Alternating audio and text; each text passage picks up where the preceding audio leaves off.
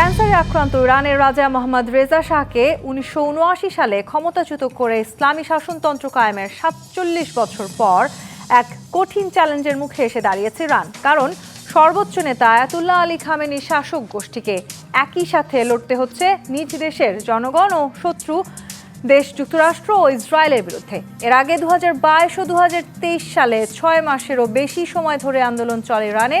মানবাধিকার সংগঠনগুলোর হিসেবে তখন প্রায় ৫০০ মানুষ নিহত হয়েছিল। দীর্ঘ ৬ মাসের সেই আন্দোলনকে সামাল দিতে ইরানকে না যতটা বেগ পেতে হয়েছে, গত ডিসেম্বরের শেষের দিকে অর্থনৈতিক দুরবস্থার প্রতিবাদে শুরু হওয়া ২ সপ্তাহের আন্দোলন যেন ইরানকে তার চেয়েও বেশি ভাবিয়ে তুলেছে। গণমাধ্যমের তথ্য বলছে, যা দমন করতে গিয়ে ৩,০০০-এরও বেশি বিক্ষোভকারীকে হত্যা করেছে ইরান। আর এই বিক্ষোভ দমনের প্রক্রিয়া নিয়ে তেহরান ও ওয়াশিংটনের মধ্যে উত্তেজনা দেখা দিয়েছে। বিক্ষোভকারীদের দেশপ্রেমিক আখ্যা দিয়ে মার্কিন প্রেসিডেন্ট ডোনাল্ড ট্রাম্প বলেছেন তিনি ইরানের বিরুদ্ধে অত্যন্ত কঠোর পদক্ষেপ নেবেন। একই সঙ্গে ইরানে বিক্ষোভ চালিয়ে যাওয়ার আহ্বান জানিয়ে বিক্ষোভকারীদের জন্য সাহায্য পাঠানোর অঙ্গীকার করেছেন। জবাবে তেহরান বলছে, যুক্তরাষ্ট্র হামলা চালালে ইরান মার্কিন জাহাজ ও মধ্যপ্রাচ্যে যুক্তরাষ্ট্রের সামরিক ঘাঁটি সহ ইসরায়েলের ভূখণ্ড তাদের বৈধ লক্ষ্যবস্তুতে পরিণত করবে। তবে কি ইরান যুক্তরাষ্ট্র যুদ্ধ এখন কেবলই সময়ের ব্যাপার? ভেনেজুয়েলার প্রেসিডেন্ট নিকোলাস মাদুরোর মতো আয়াতুল্লাহ আলী খামেনিকেও কি তুলে নিয়ে যাওয়ার ক্ষমতা রাখে যুক্তরাষ্ট্র? সর্বোপরি ইরান যুক্তরাষ্ট্র উত্তেজনা মধ্যপ্রাচ্যের পাশাপাশি বাংলাদেশে কেমন প্রভাব ফেলতে যাচ্ছে, এসব নিয়ে আলোচনায় আজ রাজকাউন স্টুডিওতে আছেন সাবেক রাষ্ট্রদূত এম হুমায়ুন কবির, আছেন আন্তর্জাতিক সম্পর্ক বিশ্লেষক অধ্যাপক ডক্টর আমেনা মোহসেন এবং দৈনিক প্রথম আলোর কূটনৈতিক প্রতিবেদক রাহিদ এজাজ। স্বাগত জানাচ্ছি রাজকাহনে। রাহিদ এজাজ, ১৯৭৯ সালের যে ইসলামী বিপ্লব, এরপর সবচাইতে কঠিন চ্যালেঞ্জের মুখে দাঁড়িয়েছে ইরানের শাসক গোষ্ঠী এবং এই সংকট মোকাবেলায় যেটি বলা হচ্ছে তারা আসলে নজিরবিহীন ব্যবস্থা নিয়েছে, কিন্তু এরপরেও তো বারবার প্রশ্ন থেকেই যাচ্ছে যুক্তরাষ্ট্রের শক্তির সাথে তারা আসলে কি পারবে কি না। ধন্যবাদ। বেশ কিছুদিন পর আপনাদের এই অনুষ্ঠানে আমন্ত্রণ জানানোর জন্য। আপনি যেটা বলছিলেন ৭৯ সালের যেই ইসলামী বিপ্লব এবং তারপর আমরা যদি টাইমলাইন হিস্টোরিক্যাল রেফারেন্সগুলো দেখি, ইরানে গত ৩ দশকের বেশি সময় ধরে এরকম নানান রকম বিক্ষোভ, সরকার বিরোধী আন্দোলন এবং বিশেষ করে মাসা আমিনির সেই পর্বটা, আমি যদি ভুল না করি আপনি ২২ দেশের প্রসঙ্গ টেনেছেন, তো তার চাইতে এবারের বিপ্লবটাকে, এবারের যে সরকার বিরোধী আন্দোলন, সেটিকে খুব আলাদা এবং ভিন্ন কিছু বলা হচ্ছে। এবং এখানে একটা বিষয় বোধহয় না বললেই নয়, সেটি হচ্ছে আমরা যদি ভুলে না যাই, আমার মনে হয় আমেনা আপা এবং হুমায়ুন ভাই দুজনেরই মনে আছে, এবার আন্দোলনটা যেখানে শুরু হয়েছিল যে তেহরানের মেইন গ্র্যান্ড বাজারে, এবং বাজারে আন্দোলন শুরু হওয়ার কারণটাই হচ্ছে অর্থনীতির যে ধাক্কাটা, এবং সেটা ইস্পাহান বলুন, সেন্ট্রাল ইরানের বা সাউথের সিরাজ বলুন বা নর্থ ইস্টের মাসাদ বলুন, সব জায়গাতেই আমরা যদি 79-এর ইতিহাসে সেই পর্বটাতে ফিরে যাই, ওই জায়গা থেকে কিন্তু ইসলামী বিপ্লবের আন্দোলন, রেজা শাহ পাহলভির সময়টাতে ওনাদের নিশ্চয় মনে আছেন, তারা ওই সময় প্রফেশনাল লাইফ শুরু করেছেন। আমি যদি ভুল না করি হুমায়ুন ভাই বোধহয় আরেকটু পরে, এবং তো ওইটার সাথে একটা খুব কোইন্সিডেন্স হচ্ছে ঠিক একই জায়গায় এবার আন্দোলন বা বিপ্লবটা শুরু হয়েছে। এবং যেটা খবর আমরা দেখছি যেই যেখানে এই পট পরিবর্তনটা ঘটেছিল, সেখান থেকে এবার অর্থনৈতিক মন্দাকে ঘিরে শুরু হয়েছে। আপনি ট্রাম্পের সাথে যুদ্ধের কথা বলছেন, আমরা হয়তো লম্বা আলোচনায় সেই বিষয়টা যাব, যুদ্ধ এখন হবে কি হবে না। ইভেন অনেক সময় হয় কি আমরা একটু জাম্পিং কনক্লুশনে চলে যাই। এখন পর্যন্ত আমাদের কাছে যেটুকু খবর, তার বড় অংশটাই কিন্তু পাশ্চাত্য গণমাধ্যম থেকে আসছে, কারণ ইন্টারনেট ব্ল্যাকআউট সাকসেসফুলি তারা করতে পেরেছে। এবং করতে পারাতে হয়েছে কি, তারা বলছে ৫০০ অন্তত ইরানের তরফ থেকে, আবার আমরা পাশ্চাত্যের গণমাধ্যম থেকে দেখছি সংখ্যাটা ৪ গুণ, অর্থাৎ প্লাস মাইনাস ২০০০-এর মতো। এখন প্রশ্ন হচ্ছে মাসা আমিনির কে কেন্দ্র করে, মাসা আমিনির পুলিশ কাস্টডি নিয়ে তাকে রাখা, তারপরে তার হত্যা, এবং যে কথাটা আপনি বলছেন প্রায় মাস ৬-এর ২২ থেকে শুরু করে ২৩-এর প্রথমার্ধ পর্যন্ত চলেছিল, যেখানে ৫০০-র মতো মানুষ মারা গেছিল। এবং মাসা আমিনি সেই হত্যাকাণ্ডে, এবং আমি একটু মনে করে দিই, ইরানের প্রেসিডেন্ট এবং ইরানের পররাষ্ট্রমন্ত্রী কিন্তু হেলিকপ্টার দুর্ঘটনায় মারা গেছিলেন, এবং অন্তর্বর্তীকালীন যে পররাষ্ট্রমন্ত্রী ছিলেন তার সাথে আমার ইন্টারাকশনের সুযোগ সুযোগ হয়েছিল, সেটা আমি পরের পর্বে বলবো। তো এবার যেটা হচ্ছে, তারা সেটাকে অভূতপূর্ব বলছে। এখন আপনি যুদ্ধের কথা বলছেন, নিশ্চয়ই আমি মনে করিয়ে দিতে চাই গত বছরের জুন জুলাইতে ইসরায়েলের সাথে ইরানের যে সংঘাত হয়েছিল, আয়রন ডোম বলে ইসরায়েলের দুর্ভেদ্য নিরাপত্তা বেষ্টনীতে কিন্তু ইরান আঘাত করেছিল। আমাদের নিশ্চয় মনে আছে দোহায় আমেরিকান যে বিমান ঘাঁটি আছে, সেখানে তারা প্রতীকে হামলা করেছিল। এখন গত 24 থেকে 30 ঘন্টা আগে যে ঘটনাগুলো বলা হচ্ছে, বিমান ঘাঁটি থেকে ইউএস মুভমেন্ট হয়েছে, যুদ্ধে যাবে, জিনিসটা যত সহজে আমরা দেখছি অত সহজ না কিন্তু, কারণ আমরা এক পেশে একটা বয়ান দেখতে পাচ্ছি। এটাই হলো একটি দিক। অন্যদিকে যদি দেখি, আমাদের এখানে 24 জুলাই আগস্টে যেটা ঘটেছিল, ফেসিবাদের বিরুদ্ধে আন্দোলন, তো সেটা আমরা আমাদের যে সহ-আলোচক আছেন তারা তাদের মতামতটা বলবেন। আমরা বিভিন্ন সময় একসঙ্গে আলোচনায় বসেছি। আমরা ফেসিবাদ, স্বৈরাচার যে নামে অভিহিত করি না কেন, বাংলাদেশের স্বাধীনতার পর একটা সরকার তার নিজের জনগণের বুকের দিকে বন্দুক তাক করা, তাকে খুন করা, আহত করা, এই ঘটনাগুলো ঘটেছিল। এবং আমি যদি ভুল না করি, আমাকে যদি বলেন ব্যক্তিগতভাবে, যে আমি আমার নিজের নাগরিককে হত্যা করলাম, আহত করলাম, তার জীবন নিয়ে ছিনিমিনি খেললাম, এবং যে পরিবারগুলো আছে তাদের জীবনকে আমি অনিশ্চয়তা ছেড়ে দিলাম। এটা যদি আমার অবস্থান হয়, ইরানে আজকে যা ঘটছে, 500 হোক, সেটা 200 হোক, 2000 হোক, যে মানুষগুলোকে নির্বিচারে হত্যা করা হচ্ছে, খুন করা হচ্ছে, সেটাকে কোনোভাবেই সমর্থন করা যায় না। আবার আপনি যেটা বলছেন, আমি একটু অ্যাড করি, আপনি আমেরিকা এবং ইসরায়েলের কথা বলছেন, আরেকটা পক্ষ বোধহয় বলেননি, সেটা হচ্ছে ইউনাইটেড কিংডম।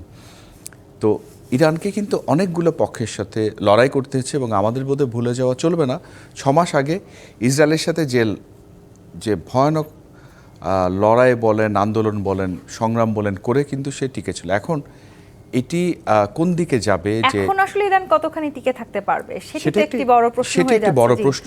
আমরা কিন্তু কনক্লুশনে এখনো বোধহয় যেতে পারি না। জি, অধ্যাপক ডক্টর আমেনা মহসিন, এই যে বলছিলেন রাহিদ এজাজ, অনেকগুলো পক্ষের সাথে লড়াই করতে হচ্ছে ইরানকে, এবং সেটা দীর্ঘদিন ব্যাপী আসলে একের পর এক ইরানকে এই ধরনের লড়াই করতে হচ্ছে। এই সময়টার মধ্যে আবার ইরানে যারা বিক্ষোভকারী আছেন তাদের জন্য ট্রাম্প বলেছেন তিনি সাহায্য পাঠাবেন, সাহায্য আসছে। এই কথাটিকে আসলে আপনি ঠিক এটার অর্থটা আপনি কি মনে করছেন? ধন্যবাদ আপনাকে। দেখুন, আমি ঠিক আপনাদের এখানে আসার আগে খবর শুনছিলাম, আল জাজিরা, CNN, BBC ওগুলো দেখছিলাম। সেখানে কিন্তু আমি যে নিউজটা ওখান থেকে যেটা পাচ্ছিলাম, সেখানে বলা হয়েছে ট্রাম্প এখন তার সুর একটু নমনীয়, এবং সে মনে করছে দ্যাট যারা বিক্ষোভকারী আছে তাদের উপরে যতটা মানবাধিকার লঙ্ঘন করা হচ্ছিল, সেই জায়গাটা থেকে ইরান একটু সরে গেছে, এবং ইরান কাউকে ইরানের যারা ক্ষমতায় আছে তারা কাউকে ফাঁসি দেবে না, মৃত্যুদণ্ড দেবে না সেই জায়গাটাতে।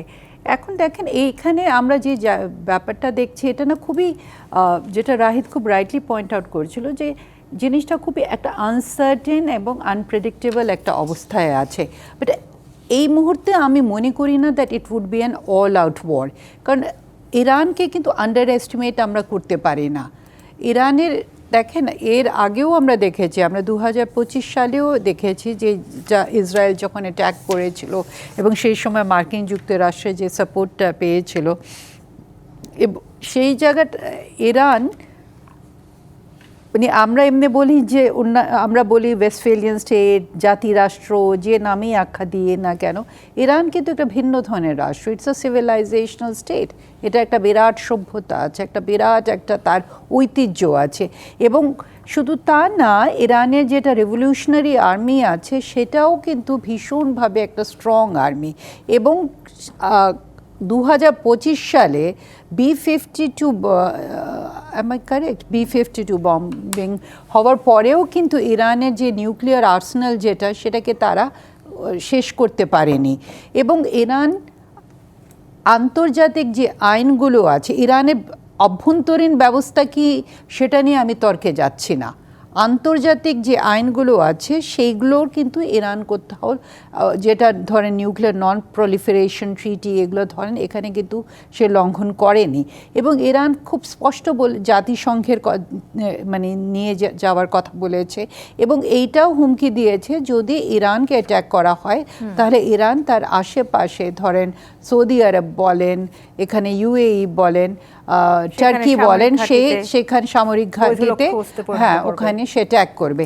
এবং আমাদের এটাও মাথায় রাখতে হবে যে মার্কিন যুক্তরাষ্ট্রের পৃথিবীতে 800-র উপরে সামরিক ঘাঁটি আছে।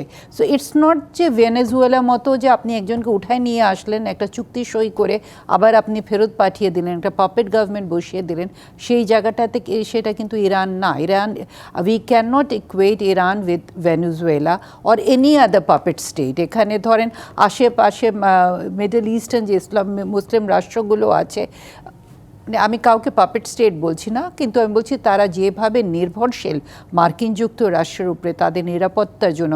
ইউরোপ ইটসেলফ ইজ ডিপেন্ডেন্ট মার্কিন যুক্তরাষ্ট্রের উপরে। আজকে নেটোর এই অবস্থা দাঁড়াচ্ছে কিসের জন্য? কারণ তারা ওদের পুরো সিকিউরিটিটা তারা দিয়ে দিয়েছিল মার্কিন যুক্তরাষ্ট্রের উপরে। যে একটা শঙ্কার কথাই তো বললেন রাহিদেজা, যে অনেকগুলো পক্ষের সাথে তো আসলে ইরানকে লড়াই করতে হচ্ছে, ওই জায়গাটাতে গিয়ে আসলে ইরান বারবার থেমে যাচ্ছে কিনা বা পেছনে চলে যাচ্ছে কি? ইরানকে কি আমরা দেখছি থেমে যেতে বা পিছনে সরে যেতে? সেই জায়গাটা কিন্তু আমরা দেখছি না। ইরান যেটা করছে সে তার ডিপ্লোম্যাসিতে সে দুটো জিনিসই অপশনসই খোলা রাখছে। সে তা বলছে Iran is ready to negotiate, সেটা বলছে। এবং সেই যে এই কথাটাও বলছে যে নিউক্লিয়ার মূল জায়গাটা কোথায়, এটা একটা মূল জায়গাটা কিন্তু মানে এটা যদি আমরা ধরে নিই যে মানব অধিকারের ইস্যু নিয়ে মার্কিন যুক্তরাষ্ট্র এগিয়ে এসেছে তা না, এখানে নিউক্লিয়ার জিনিসটাই কিন্তু মূল জায়গা, সেখানেই সে আঘাত আনছে। এবং ওই রিজনে একমাত্র ইসরায়েলকে সে বা মার্কিন যুক্তরাষ্ট্র চায় দেখতে যে নিউক্লিয়ার পাওয়ারটা ইসরায়েলের হাতে আছে আজ। এবং এটা আমেরিকা পার্টিকুলারলি আন্ডার ট্রাম্প সে যেভাবে তার একটা স্ফিয়ার অফ ইনফ্লুয়েন্স পুরো পৃথিবী ব্যাপী চাচ্ছে সেইটারই একটা ইয়ে। সো আমি এই বলেই শেষ করছি যে ইরান মানে 2 লেভেলের তার স্ট্র্যাটেজিটাকে রেখেছে। একটা সে তার মিলিটারি অপশনটাকে খোলা রাখছে, আর একটা সে ডিপ্লোম্যাসির। হুমায়ুন কবির, এই ডিপ্লোম্যাসির এই জায়গাটাতে আসি। ইরানের পররাষ্ট্রমন্ত্রী জানিয়েছেন সিরিয়াস এবং রিয়েল নেগোসিয়েশনের জন্য ইরান প্রস্তুত। এখানে আসলে সিরিয়াস এবং রিয়েল নেগোসিয়েশন বলতে আসলে কি বোঝানোর চেষ্টা করছেন তারা, সেটা একটু জানতে চাই আপনার কাছে। ধন্যবাদ আপনাকে। প্রফেসর আমেনা মহসিন যে জায়গাটা শেষ করবেন সেখান থেকে আমি তুলে আনি। ইরানের সাথে ইরানের এই পুরো জিনিসটা অভ্যন্তরীণ এখনকার যে আন্দোলন দেখছি, কদিন আগে জুন মাসে যুদ্ধ দেখলাম, তারও আগের ইরানের 79 সালের ইসলামিক বিপ্লবের কথা বললেন। এখন এই জায়গাটা এসে কিন্তু ইরানের ক্ষমতা, অর্থাৎ ইরান কতটা ক্ষমতাশালী এবং অন্যান্য আঞ্চলিক এবং বৈশ্বিক শক্তি তারা ইরানকে কতটা স্পেস দেবে, এটা নিয়ে কিন্তু সমস্যাটা, এবং এখনও তাই আছে। আপনি যেটা বললেন ইরান, আমি জাতিসংঘে কাজ করার সময়তে আমি দেখেছি ইরানিয়ানদের কীরকম। ওয়ান অফ দ্য ফাইনেস্ট নেগোশিয়েটার্স এখন বিশ্বে, ওয়ান অফ দ্য ফাইনেস্ট। এখন ইরান আজকেও কিন্তু দেখেন, গত রাতে প্রেসিডেন্ট ট্রাম্প বলেছিল এবং প্রস্তুতি চলছে যে তারা ইরানের উপর সামরিক আক্রমণ করতে পারে। আজকেই ইরানের পররাষ্ট্রমন্ত্রী কিন্তু বলেছে যে আমরা যুদ্ধ না শান্তি, এবং শান্তি যদি হয় তাহলে কূটনীতি দিয়ে করতে হবে, আমরা কূটনীতি নিয়ে কাজ করতে আগ্রহী। তারপরেও কিন্তু হোয়াইট হাউস থেকে প্রেসিডেন্ট ট্রাম্পের দিক থেকে বলা হচ্ছে যে না, ইরানিয়ানরা নমনীয় হয়েছে, তারা আজকেই ফাঁসি দেওয়ার কথা ছিল এক ভদ্রলোককে, বলছে না সেটা করবে না। অবশ্যই ইরানও বলেছে যে এক্সিকিউশনটা হয়নি, ইরানও থেমেছে ওখানে। তো এই যে ডুয়েল ড্যান্স যেটা আমরা দেখছি, এটা কিন্তু কূটনৈতিক ড্যান্স। তো কাজে এই দুই পক্ষই কিন্তু কূটনীতি দিয়েই চেষ্টা করছে যে সমস্যাটার একটা বেরিয়ে যাওয়ার সুযোগ খুঁজতে। এবং এখানে আরেকটা জিনিস আমি একটু বলে রাখি যে ইরানের যে আন্দোলনগুলো আমরা দেখছি, ভেনেজুয়েলার সাথে অনেকে তুলনা করছেন, যেমন প্রফেসর আমেনা মহসিন বলছিলেন, এখানে কিন্তু করাপশন একটা ইস্যু আছে। ইরানের নেতৃবৃন্দের বিরুদ্ধে গভর্নেন্স ডেফিসিট বলেন, ব্যর্থতা, শাসন ব্যবস্থা ব্যর্থতা বলেন, অর্থনৈতিক ব্যর্থতা বলেন, এগুলো আপনি তাদের উপর তকমা দিতে পারবেন এবং সেগুলো অনেকগুলি সত্যি। কিন্তু করাপ্ট এরা সেই কথা কিন্তু কেউ বলে না। তো কাজেই এখানে এই কারাপশন থাকার ফলে এই ল্যাটিন আমেরিকান অনেকগুলো দেশে এই প্রবলেমটা হয়েছে। এর আগে নরিয়েগাকে ধরা হয়েছিল পানামা থেকে। ওই সমস্যা কিন্তু একটাই, করাপ্ট কার্টেল, ড্রাগ কার্টেলের সাথে মিলেমিশে কাজ করতো। এখানেও কিন্তু সেই ইস্যুটা আছে। যাই হোক, আমি সেটা ভিন্ন বিষয়, আমি যাচ্ছি না। কোনোভাবে আসলে তাহলে আয়াতুল্লাহ খামেনিকেও কি তুলে নিয়ে যাওয়ার ক্ষমতা রাখে কিনা যুক্তরাষ্ট্র, সেই প্রশ্ন বারবার তাহলে কেন উঠছে? এটা উঠছে কারণ আমরা সাম্প্রতিককালে ভেনেজুয়েলাটাকে দেখে আমরা মনে করছি বোধহয় এটাও এখন সম্ভব। কিন্তু ইরানের সাথে ভেনেজুয়েলার একটা সাবস্ট্যান্টিভ তফাৎ আছে। সেটা হলো ইরান কিন্তু মানে ইসরায়েলের সাথে পাল্লা দিয়ে তো মধ্যপ্রাচ্যে সে টিকে আছে অন্তত গত ধরেন 2-3 দশক ধরে। তো কাজে সেখানে তার সক্ষমতা, তার সামরিক সক্ষমতা যদি বলেন, তার ইন্টেলিজেন্স সক্ষমতা যদি বলেন, এমনকি এই যে মধ্যপ্রাচ্যে তার নেটওয়ার্ক বিস্তৃত করা এবং বাইরে কূটনীতি করা। 2015 সালে কিন্তু ইরানের সাথে নিউক্লিয়ার ডিল করেছিল 5 permanent members of the United Nations and Germany. তো ইরানের সেই সক্ষমতার দেশ কিন্তু ইরান, এবং তারা আসলে নানানভাবে যুদ্ধে জয়ী হয়েও তো দেখিয়েছে যে তারা আসলে টিকে থাকতে পারে। ইরানের সেটা, এবং ইরানের দুইটা জিনিস ভাবে দেখতে হয়। একটা হচ্ছে ইরানের সরকার একটা আছে, আন্দোলনটা সরকার বিরোধী। এখানে এই নুয়ান্স আছে, একটা সরকার বিরোধী আন্দোলন অর্থই না ইরান বিরোধী আন্দোলন। আজ এখানে কিন্তু আন্দোলনকারীদের একটা অংশ হয়তো তাদের বৈধ দাবি আছে, অর্থনৈতিক দুরবস্থার জন্য বিরুদ্ধে তারা আন্দোলন করছে, কিন্তু তার সাথে যখন ইসরায়েল যোগ হয়ে যাচ্ছে, তার সাথে যখন মার্কিন যুক্তরাষ্ট্র যোগ হয়ে যাচ্ছে, তখন কিন্তু এই আন্দোলনটা সরকার বিরোধী থাকছে না, তখন সেটা ইরান বিরোধী আন্দোলনে রূপান্তরিত হচ্ছে। এবং সেই জায়গায় আমার ধারণা ইসরায়েল এবং মার্কিন যুক্তরাষ্ট্রের জন্য চিন্তার বিষয় আছে। এবং আমার যেটুকু ওয়াশিংটন থেকে খবরাখবর দেখি, তাতে ট্রাম্প প্রশাসনের ভেতরেও এই জিনিসটা আলোচিত হচ্ছে যে ইরান আক্রমণ করলে বা ইরানের সাথে সামরিক সংঘাতে গেলে এটা ম্যানেজ করা যাবে কি না। কারণ মার্কিন যুক্তরাষ্ট্র, তার পাশের রাষ্ট্র ইরাক অপেক্ষাকৃত কম শক্তিশালী দেশ। ইরাক যেটা ছিল 2003 সালে মার্কিন যুক্তরাষ্ট্র ইরাক আক্রমণ করে কিন্তু বড় ধরনের ক্ষতির মুখে পড়েছে। আমার ধারণা সেই ইতিহাস অভিজ্ঞতাটাও কিন্তু মার্কিন যুক্তরাষ্ট্রকে একটুখানি চিন্তার সুযোগ করে দিয়েছে। আসলে মার্কিন যুক্তরাষ্ট্র তাদের সুর খানিকটা নরম করছে কিনা, সেটিও একটি বড় ব্যাপার কিনা। সেটি যেমন একটি প্রশ্ন, তেমনি অনেকেই বলার চেষ্টা করছিলেন যে ইরানি যে শাসন ব্যবস্থা সেটি হয়তো পতন হওয়ার পথে, কিন্তু আসলে শাসন ব্যবস্থা এখন পতন হচ্ছে বা এখনই শেষ হচ্ছে না, সেরকম বিশ্লেষণও কিন্তু সামনে আসছে। এই আলোচনাটাতে আমি আসতে চাই, একটি বিরতির সময় হচ্ছে। জি25 পথ নিবেদিত রাজকাহন থেকে বিরতি নিয়ে ফিরছি, সাথেই থাকুন। জি25 পথ নিবেদিত রাজকাহন দেখছেন। অধ্যাপক ডক্টর আমেনা মোহসেন, ইরানি শাসন ব্যবস্থা ধীরে ধীরে পতন হলেও এখনই শেষ হয়ে যাচ্ছে না, বিশ্লেষকরা অনেকেই এমনটাই মনে করছেন। এই যে ঘটনাগুলো বারবার আসলে ইরানের সাথে ঘটছে, সেটি কোনো না কোনোভাবে আসলে এই শাসন ব্যবস্থাকে পতন ঘটানোর জন্য বলেও কি আপনার মনে হয়? দেখুন, আপনি যখন বলছেন না ইরানি শাসন ব্যবস্থা ধীরে ধীরে পতন হচ্ছে, আসলে মানে কোয়েশ্চেনটা না, আমি এভাবে এটার উত্তর দেব যে ধরেন ইরানের জনগণরা মানে এই মানে ঠিক এইটার বিপরীতেও তারা কি চাচ্ছে, সে রাজতন্ত্র, সেটা তো তারা চাইবে না। এবং ইরানে কিন্তু it doesn't have a history যেখানে আমরা ওরকম একটা গণতান্ত্রিক বা একটা ইলেকশনের মাধ্যমে নির্বাচিত সরকার ওরকম ধরনের দেখেছি। আপনি একটা দেশের না, আমরা যখন কথা বলছি আমাদের রাজনৈতিক কৃষ্টিটাও মাথায় রাখতে হবে, পলিটিক্যাল কালচারটা কী ধরনের। তারা এক ধরনের কালচার, মানে একটা ওদের পলিটিক্যাল কালচারটা ধরেন একটা ভিন্ন culture. But having said that, আমি এটাও জানি যে ইরানের একটা বড় অংশ মানে ধরেন প্রবাসে থাকে তারা, এবং তাদের একটা ওয়াইড এক্সপোজারও হয়েছে। সো যেটা হয় কি, মানে ঠিক এইভাবে হয়তো এই ব্যবস্থাটা থাকবে না। এখানে আমি মনে করি যে অনেক ধরনের রিফর্মস হওয়া দরকার, বিশেষ করে নারী অধিকারের ব্যাপারে অনেক কিছুই, আরও খোলামেলা ব্যবস্থা, মানে জোর করে যে আপনি হিজাব পরতেই হবে বাধ্যতামূলক, মানে এই জায়গাগুলোতে অপশনসগুলো খুলে দিতে হবে। আমরা দেখেছি। কিন্তু আপনি যদি ইরানে যান, আপনি কিন্তু দেখবেন নারীরা কিন্তু চাকরি করছে, বিভিন্ন জায়গায় চাকরি করছে, এমন না যে তারা পিছিয়ে আছে। ইরানিয়ান ফিল্ম ইন্ডাস্ট্রি কিন্তু খুবই মানে ইরানিয়ান ফিল্মসগুলো এমন না যে সবগুলো ওগুলো আছে, মানে মানে একটা সোসাইটিকে না আমরা কোন প্রিজম থেকে দেখছি, যেটা রাহিদ একটু আগেও বলছিল কথাটা, যে আমরা অনেক সময় অনেক কিছুকে পশ্চিমা লেন্স থেকেই দেখি, আমাদের নিউজগুলো কোথা থেকে আসে। কিন্তু আপনি দেখেন Iranian scholarship is very good, Iranian মানে তাদের কালচারাল লেভেলটা কোন জায়গায় আছে সেই জায়গাগুলো দেখেন। সো আমার যেটা মনে হয় যে ঠিক পতন মানে যে পুরো সিস্টেম কোল্যাপস করবে তা না, ইরান নিজের ইন্টিগ্রিটি সভরেন্টি নিয়েই থাকবে, এই সিস্টেমের মধ্যেই কিন্তু রিফর্মটা আসবে।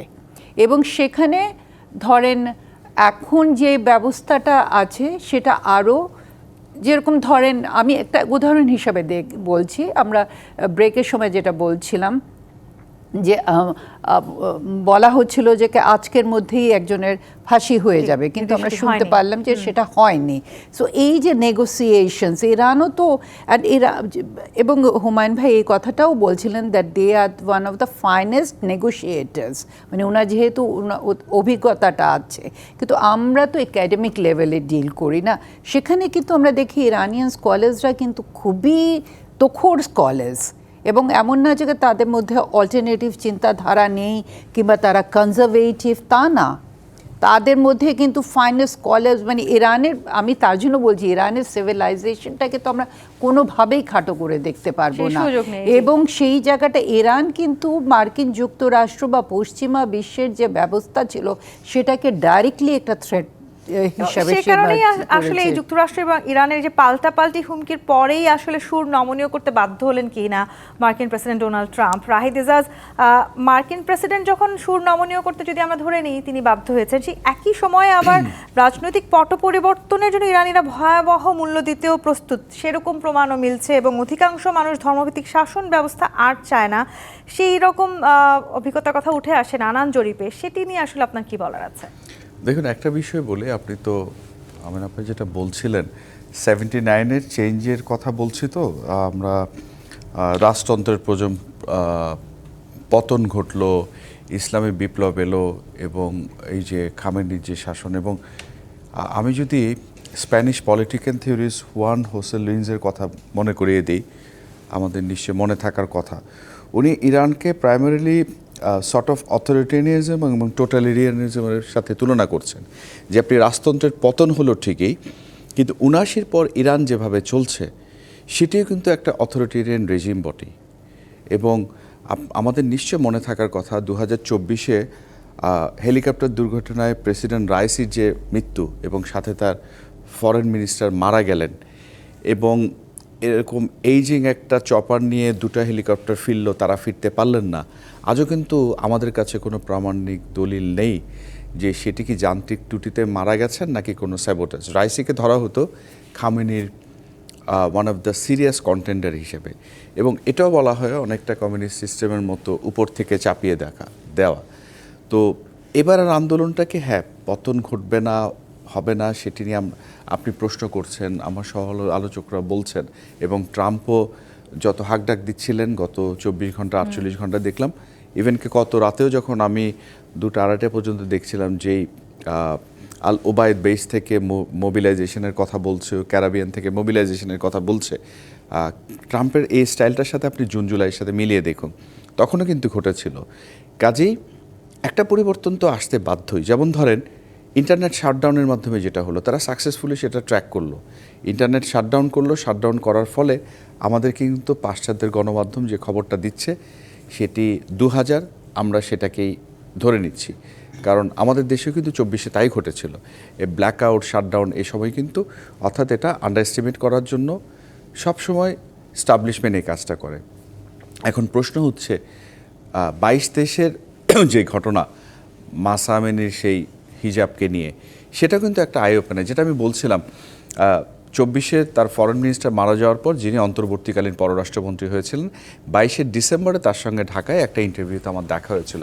আমি যখন মাহসা আমিনির প্রসঙ্গ তার কাছে বলছিলাম, একবার, দুবার, তিনবার, উনি আমার সাথে খুব রিয়্যাক্ট করে বসলেন সেই রাতে। আমি খুব অবাক হলাম যে মনে হচ্ছিল আমি ইরানের কোনো নাগরিক এবং ইরানের কোনো এস্টাবলিশমেন্টের প্রতিনিধি আমাকে ডিকটেট করার চেষ্টা করছিলেন, এবং প্রশ্ন তুললেন যে you are fit by the western, you are fit by the German. তার মানে হচ্ছে একটা রেজিমেন্টেড সোসাইটি যে ক্যারেক্টারিস্টিক থাকে। আমি তৎকালীন ইরানি ফরেন সেক্রেটারি, যিনি পরে অন্তর্বর্তীকালীন পররাষ্ট্রমন্ত্রী হয়েছিলেন। তো এই যে বিষয়টা, এই ৭৯-র পর থেকে ৪ দশক ধরে তারা যেভাবে দেশটাকে শাসন করেছে, আমি একটু আগেই যেটা বলছি, অথরিটেরিয়ানিজম এবং টোটালিটিজমের যেই বিষয়টা ব্যাখ্যা করা হচ্ছে, ইরান কিন্তু ওরকম এক স্ট্রাকচারের মধ্যে দিয়ে গেছে। এবং জুন জুলাইতে ইসরায়েলের সাথে তার যে সংঘাতটা হলো, অনেকে মনে করছিল ইরান বোধহয় একদম ধসে পড়লো, তাকে শুয়ে ফেলা হলো, কিন্তু কিছুই ঘটেনি। হ্যাঁ, এবং কি ঘটলো সেটা কিন্তু আমরা অর্থনৈতিক বিপর্যয়ের মধ্যে দিয়ে এখন যে আন্দোলনটা হচ্ছে, এটা ভয়ানক পর্যায়ে গেছে। এখন কথা হচ্ছে, আপনি বা আমরা এখানে আলোচনা থেকে একটা জিনিস পরিষ্কার, ৪ দশক আগে আপনি যেভাবে দেশটাকে শাসন করতেন, এটা নানান এখন সেটা করা সম্ভব কিনা, বিশেষ করে প্রযুক্তি, তরুণ প্রজন্ম, মানুষের চাওয়া পাওয়ার এবং সবাই আসলে কি কণ্ঠ, চাইছে, মানে তার এই কণ্ঠটা। প্রশ্নটা আমি হুমায়ুন কবির আপনাকে একটু করতে চাই। আসলে এখন যেই প্রসঙ্গটা রাহিদ এজাজ তুলেছেন, যে এখনকার এই বাস্তবতায় দাঁড়িয়ে আসলে এটা সম্ভব কিনা, ইরানের জনগণ আসলে কি চাইছে, কিংবা দুটো পরাশক্তির মধ্যেও যদি আমরা লড়াই চিন্তা করি, তাহলে আসলে কাদের এগিয়ে যাওয়ার সক্ষমতা আছে, সেটা নিয়েও তো একটা বড় প্রশ্ন থাকে। ধন্যবাদ আপনাকে। খুবই আমি ভাবছিলাম আপনি রাহিদ প্রসঙ্গটা তুললেন, আপনিও সেটা নিয়ে প্রশ্ন করলেন। আমরা একটা জায়গায় একটু হয়তো কখনো কখনো বড় ঘটনাবলী নিয়ে বেশি নজর দিই। আমার কাছে মনে হয়, এবং বাংলাদেশেও কিন্তু আমি এটা দেখছি, একটা জেনারেশনাল শিফট হচ্ছে বা জেনারেশনাল ট্রানজিশন। ধরেন এই যে নেতৃত্ব, ইরানের নেতৃত্ব যার, আলী খামেনি সহ, এরা কিন্তু তরুণ, সে ৭৯ সালের আন্দোলনের বা এই তখনকার ইসলামী বিপ্লবের তরুণ। তারা কিন্তু এখন বয়স্ক মানুষ, একটা পুরো নতুন প্রজন্ম এসে গেছে। এখন এই নতুন প্রজন্মের সাথে কিন্তু খালি প্রজন্ম ফিজিক্যালি আসে তা না, তার সাথে নতুন চিন্তাও আসে কিন্তু। এবং চিন্তা আসার আরও একটা উপাদান হলো, আমাদের জেনারেশনে টেকনোলজি বা প্রযুক্তি, আমাদের ইনফরমেশন সীমাবদ্ধ ছিল। আজকে কিন্তু প্রযুক্তির কারণে আপনার কোনো সীমাবদ্ধতা নাই। তার অর্থ হচ্ছে এই নতুন প্রজন্ম অনেক বেশি আইডিয়া এনরিচড, অনেক বেশি এম্পাওয়ার্ড, অনেক বড় আউটরিচে তারা কাজ করে। তো কাজেই ইরানে যেটা রাহিদা সঠিক বলেছে, যে কোনো অথরিটেরিয়ান সিস্টেম হচ্ছে ইনফরমেশান ম্যানেজ করা হচ্ছে তার প্রাথমিক উদ্দেশ্য, মানুষ যাতে কম জানতে পারে, সীমিত ইনফরমেশান শেয়ার করা। এখন আপনি তো এটা করতে পারেন না, কারণ ইন্টারনেটের যুগে তো আর কন্ট্রোলটা চলে না। কাজে এটা ওপেন একটা জায়গা তৈরি হয়েছে। এই নতুন জেনারেশন তো কিন্তু এটাকে পুরোপুরি ব্যবহার করছে, যেটা বাংলাদেশেও আমরা দেখেছি, আপনি নেপালের মতো জায়গায়ও দেখেছি, শ্রীলঙ্কাতেও দেখেছি। ইরানও যে এই ঘটনা ঘটছে না সেটা আমি কেন মনে করছি? এই নতুন প্রজন্ম অনেক বেশি এম্পাওয়ার্ড, অনেক বেশি কানেক্টেড, অনেক বেশি তারা অ্যাডভান্স চিন্তা করছে। তো কাজেই তারা নতুন একটা চিন্তা নিয়ে এই কাঠামো থেকে বাইরে গিয়ে তারা নতুন কিছু সৃষ্টি করতে চাইবে, এটা আমার কাছে খুব অবাস্তব কিছু মনে হয় না। তো কাজেই আমার ধারণা ইরান একটা জেনারেশনাল ট্রানজিশনের মধ্য দিয়ে যাচ্ছে। এই জায়গাটিতে আসলে এই কথাটি বলার সুযোগ থাকলো কিনা, যে ইরানে আসলে যুদ্ধ লাগবে কিনা বা পরে কি ঘটবে তার চাইতে অনেক বেশি ইরানের শাসক বদল হবে কিনা, সেই জায়গাটিতে ইরানে বেশি গুরুত্ব দিচ্ছে কিনা ইরানের জনগণ কিংবা ইরানের যারা তরুণ প্রজন্ম আছেন তারা। এই প্রশ্নের উত্তর খোঁজার চেষ্টা করবো জিপি ইস্পাত নিবেদিত রাজকাহন থেকে। আরেকটি বিরতি নিয়ে ফিরছি, সাথেই থাকুন। জিপি ইস্পাত নিবেদিত রাজকাহন দেখছেন। রাহিদ এজাজ, ইরানি শাসন ব্যবস্থায় আসলে পরে কি ঘটবে তার চাইতেও হয়তো ইরানের এই মুহূর্তে শাসক বদলে ইরানিদের বেশি আগ্রহ, এই যুক্তিটাকে আপনি কিভাবে বিশ্লেষণ করবেন? ধন্যবাদ। যেটা আমি বলছিলাম একটু আগে, আপনাকে বললাম না যে পলিটিক্যাল সায়েন্টিস্ট ওয়ান হোসে লিন্সের রেফারেন্সটা দিলাম অর্থাৎ, এবং আমরা বিরতিতে হুমায়ুন ভাই এবং আমেনা আপা সেটা যে বলছিলাম বা অনুষ্ঠানের আগেও, আমরা যদি ইসলামী বিপ্লবের সময়কালে ফিরে যাই, তখনও এই যে ক্ষমতার পালা বদলে লেফটিস্টদের অর্থাৎ বামপন্থী মার্কসিস্ট লেনিনিস্ট যখন ছিল, তুদে পার্টির একটা বিরাট ভূমিকা ছিল এবং তারাই এখানে ইনস্ট্রুমেন্টাল ছিল। এবং গত আমরা যেটা বলছিলাম কোইন্সিডেন্ট আলোচনার শুরুতে, যে অর্থনৈতিক বিপর্যয়, টালমাটাল এবং ইরানের কেন্দ্রস্থলে যে বাজার, যেই বাজারকে ঘিরেই সেই 79-এ পরিবর্তনটা হয়েছিল, তখনও কিন্তু এদের একটা বড় ভূমিকা ছিল। এবং এখনও বলা হচ্ছিল সেই তুদে পার্টি বিবর্তিত হয়েছে এবং ইরানের সরকারি মহল থেকে কিন্তু তাদেরকে দায়ী বা দোষারোপ করা হচ্ছে বা প্রতিপক্ষ বানানো হচ্ছে। এখন প্রশ্ন হচ্ছে, আপনি যে কথাটা বোধহয় আলোচনার তুলেছিলেন হুমায়ুন ভাইয়ের কাছে এবং আমেনা আপার কাছে, যে যখন যুক্তরাষ্ট্র এখানে যুক্ত হয়ে যায়, ইসরায়েল যুক্ত হয়ে যায়, যুক্তরাজ্য যুক্ত হয়ে যায়, তারা ক্ষমতার পালাবদল করতে চায়, কিন্তু সেখানে তারা আবার এক হয়ে যায় যে এটা তো এগুলো শত্রুপক্ষ। তারা নিজেরাই এই যে ক্ষমতার পালাবদল বা পরিবর্তনটা নিজেদের মতোই করে করতে চায়। কিন্তু এই পক্ষগুলো যখন আসবে, অনেকে মনে করছিল, আপনি ভেনেজুয়েলার তুলনা দিলেন, তো আমি এটা একেবারেই অমূলক মনে করি। ভেনেজুয়েলায় যেটা ঘটেছে, ইরান আমরা এটা আশা করাটা একদম অ্যাডভেঞ্চার বললেও কম বলা হয়, এটা কল্পনাই করা যায় না। কারণ ভেনেজুয়েলায় যেটা হচ্ছিল সেপ্টেম্বর থেকে অনওয়ার্ডস, সেপ্টেম্বর টু ডিসেম্বর, কমপক্ষে আমি যদি ভুল না করি 120 জনের মতো মানুষকে নির্মমভাবে খুন করা হয়েছিল আপনার নার্কো টেরোরিজমের নামে। এবং যেভাবে মাদুরোকে উঠিয়ে নেওয়া যাওয়া হলো, তার কোর সিকিউরিটি গ্রুপে যারা কিউবান ছিল, এর বাইরে কতজন হতাহত হয়েছে এই তথ্য কিন্তু আমরা এখনো পাই না। তো কাজেই একটার সাথে প্রেক্ষাপটটা একেবারেই আলাদা। হ্যাঁ, ক্ষমতার পালাবদল যেটা হুমায়ুন ভাই বলছিলেন, আরেকটু বোধহয় উনি যুক্ত করতেই পারতেন। একসময় উনি যুক্তরাষ্ট্র, অস্ট্রেলিয়ার ছাড়াও নেপালে এবং ওনার বন্ধুবান্ধব আছে, সেটা রাজ পরিবারে বলুন বা প্রচণ্ড বলি বা পুষ্পকমল বলি, এরা কিন্তু হিরো ছিলেন এক সময়। এই জায়গাটাতে আমার প্রশ্ন, এই যে জেনজির কথা বলছি, একটু বলে শেষ করি। এই যে ডিভাইসটা আমাদের সবার হাতে আছে, প্রযুক্তি এবং জেনারেশনাল চেঞ্জ, এই চেঞ্জের সাথে কিন্তু আপনাকে অ্যাডজাস্ট করতে হবে কিংবা ইভলভ করতে হবে। সেটি আসলে কতখানি এই ভাষার সাথে, হ্যাঁ, এই ভাষার সাথে, এই কালচারের সাথে যদি আমি মিলাতে না পারি, তাহলে আমার কিন্তু সেটা পতন একটি হবে। সমস্যা। কিন্তু আমরা যদি আয়াতুল্লাহ খামেনির নেতৃত্ব দেখি, তারা আসলে সংকটের মুহূর্তে খুব একটা দ্বিধা কিংবা সিদ্ধান্তহীনতায় ভোগেন না। সেক্ষেত্রে আসলে এখন যে সংকটটার মধ্যে দিয়ে ইরান যাচ্ছে, সেই পরিস্থিতিটাও যদি ভিন্ন ধরে নিই আমরা, এখন তাহলে কি ধরনের সিদ্ধান্ত আসতে পারে? আচ্ছা, ধন্যবাদ আপনাকে। দেখুন, আপনি যখন প্রশ্ন করছেন যে শাসক বদলাবার, দেখেন দুটো কিন্তু ভিন্ন জিনিস। একটা হলো আপনি ব্যক্তিকে সরিয়ে দিচ্ছেন, আর একটা হলো আপনি সিস্টেমটাকে বদলাচ্ছেন। হ্যাঁ, দুটো কিন্তু ভিন্ন জিনিস। এখন আমি যে জায়গাটা, ইরানের সিস্টেমটা কিন্তু এরকম, এটা কিন্তু ব্যক্তি কেন্দ্রিক না। আমি অথরিটেরিয়ান আপনি বলেন, টোটালিটেরিয়ান বলেন, যাই বলেন, কারণ ইরানের মধ্যে তো একটা সিস্টেম আছে, একটা শুরা, মজলিসে শুরা আছে, তারপরে ওদের একটা আপার হাউস আছে, লোয়ার হাউস আছে, বিভিন্নভাবে একটা কমপ্লিকেটেড সিস্টেমের মধ্যে দিয়ে ওরা অপারেট করে। আমি যেটা মনে করি যে সেই জায়গাটাতে লিডারশিপ ইজ ইম্পর্ট্যান্ট। হ্যাঁ, একজন ইম্পর্টেন্ট লিডার তাদের, দেখেন আপনি খোমেনি চলে যাওয়ার পরে আমরা ভেবেছিলাম বিরাট ক্রাইসিস হবে, কিন্তু ওদের লিডারশিপগুলো দাঁড়িয়ে যায়। রাইসের পরে ইনি দাঁড়িয়ে গেছেন। তার আমরা গত বছরও তো দেখলাম যে কতগুলো মার্ডার্স হলো, তারপরেও তো এতগুলো জেনারেলস মারা গেল, তারপরেও কিন্তু ইরানে ওরা মানে লেয়ার্স অফ লিডারশিপ কিন্তু তাদের তৈরি করে রাখে। আমি যেটা মনে করি যে তাদের সিস্টেমটার পরিবর্তন আসবে, এখানে ব্যক্তি is not important for me. এবং Iran at this point of time it is a theological state. সেই জায়গাটা আমি এটাও বলতে চাই, আমরা ইসরায়েলকে যতই ডেমোক্রেটিক বলি, যাই বলি, ইসরায়েলও কিন্তু একটা থিওলজিক্যাল স্টেট, এটা আমাদেরকে মাথায় রাখতে হবে। এই জায়গাটায় আমার মনে হয় রিফর্ম হবে। এবং আপনি এই যে জেনারেশনাল শিফটের আমরা কথা বলছি, টেকনোলজির কথা বলছি, ইনফরমেশনের কথা বলছি, যেই ইনফরমেশন ধরেন আমরা পাচ্ছি, যেটা ওয়েস্ট আমাদেরকে দিচ্ছে, দেখেন চায়নাও কিন্তু একটা কাউন্টার ইনফরমেশন সিস্টেম তৈরি করেছে নিজের।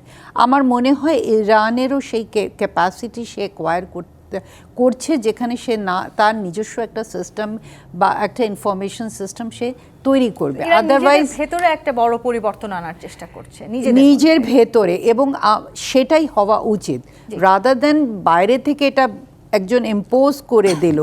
এবং আরেকটা মানে একটা ঠিক, আমি আবারও ওই জায়গাটায় জোর দিচ্ছি যে বাইরে থেকে আরেকজন এসে একটা ব্যবস্থা তৈরি করে দিল, সেটা কিন্তু ইরানে কাজ করবে না, প্রস্তুত নয়। জি, হুমায়ুন কবির, এই যে পরিবর্তনটার কথা আমরা বলছি, আপনি নেপালের উদাহরণ দিচ্ছিলেন, পার্শ্ববর্তী দেশগুলোর উদাহরণ দিচ্ছেন, আপনি সেটি খুব কাছে থেকে দেখেছেন।